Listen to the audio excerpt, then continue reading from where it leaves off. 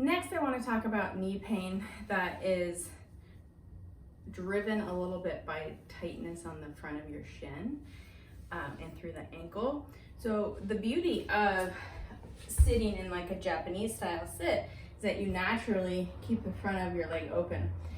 This is a great way to stretch out the quads, stretch out the dorsiflexion muscles there, right? Anterior tibialis, all the way through the foot. Paying attention to the position of my ankle here, not letting it turn out or sickle.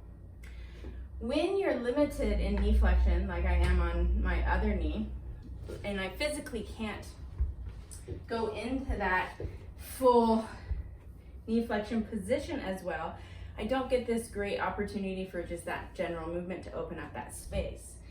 So, plus it adds to the inability of me being able to sit back on my heel, right? Because I get this pinching on the outside of the joint because the bones are not in very good congruency. So in order to get that, I actually take my other foot and I cross it over the ankle. That keeps that foot in a more neutral position.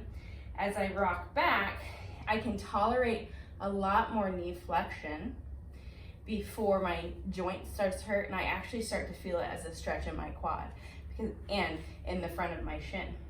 Now, if that still is not doable for you, there's a couple other ways to do it. One is with massage balls, either in a kneeling position or in a seated position like this. In a seated position, you can just literally use your arms and your hands to sort of groove out that muscle between the head of the fibula and the patellar, the tibial tuberosity here, all the way down.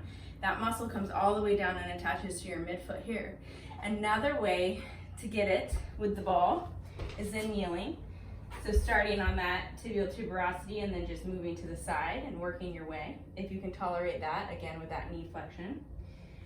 And then the third way is through, you can even do it in standing, what's called a toe pull. So you're wanting to get the stretch to be through this sort of diagonal.